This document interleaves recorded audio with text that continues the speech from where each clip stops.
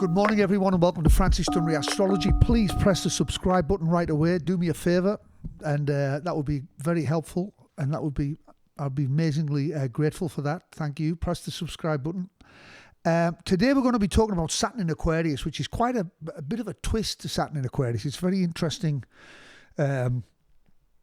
phenomena. Let's call it a phenomena. The Aquarians are a bit of a phenomena. You can find most Aquarians caught up in like group, thinking. It's like about humanity. They're not really selfish in that way. They're mostly thinking about, how it helps humanity, or assisting others, or being part of groups, and being, they connect themselves to things. They don't like to be the same as everybody else on a personal basis. So you often see Aquarians, there's definitely a bit of a weird thing. They don't like being like everyone else. They always find a way to kind of project their identity in a weird way.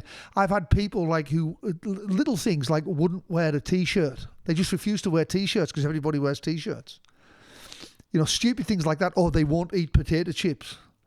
You find it like they're very quirky, and, they're not really doing what the norm's doing. Yet they operate within society in that way. They demand their freedom. They demand their rights, their human rights. They're very interested in rights and stuff like that. They demand their freedom. They demand their...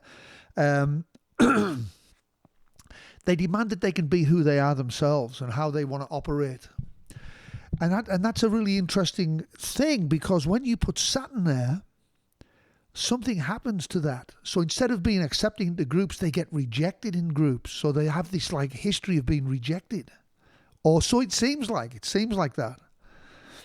Right? It seems like it's what I would call the lone wolf syndrome. And so you have a stadium of 50,000 people, and then the guy with Saturn in Aquarius there, or Saturn in the 11th house, who just doesn't fit in. It's the person who doesn't fit in. You want to know more? Go to francisdunneryastro.com. The lone wolf. But is it, and they might have a years of complaint, is that they're not accepted for who they are, or they're not this, or they're not that. But then once you start to scratch the surface with the shadow work with Saturn in Aquarius, you begin to see that it's not really so much that they get rejected, it's that they don't include themselves in. You see, Saturn in Aquarius, the lone wolf syndrome, is a fear of being ordinary. A fear of your own ordinariness, which is very odd. So if I say to you, if you write me a 3-minute long song, I'll play you on the radio. And you go, I don't write 3-minute long songs because I'm different than everybody else. And I say to you, well, I can't put you on the radio then. And so you see, you left me out. No, you didn't include yourself in. And what's even worse is that you actually mistake your true identity.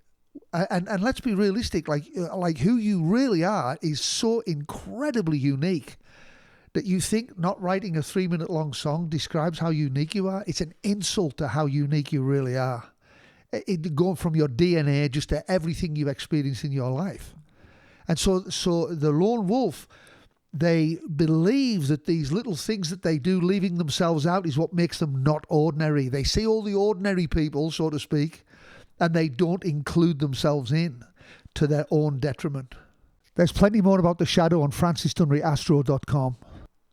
But as soon as you begin to see that, as soon as you begin to understand that, wow, I see now, nobody really left me out. I just didn't include myself in.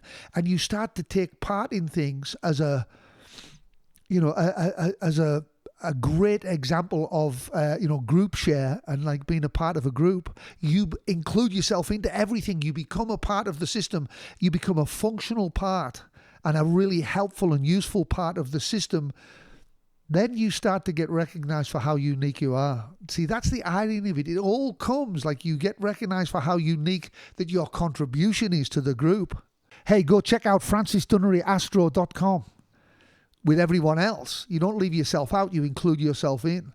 And this, of course, is a big problem with Saturn in Aquarius, Saturn in the 11th house. They leave themselves out of everything to their own detriment. But you've got to start to include yourself in, even if it drives you nuts to do it, because that's not what makes you unique. That's the problem, you see. You think leaving yourself out of the ordinary bunch, so-called ordinary bunch, that's now, look at how unique I am. No, you've just left yourself out. That's all. You already are unique. You don't even have to worry about it. You already are incredibly different. But you leave yourself out. And that, my good friends, is Saturn in Aquarius for today. I hope you've enjoyed that. And I'll be back tomorrow with another episode of the Saturn Files. Have a great day. Thanks.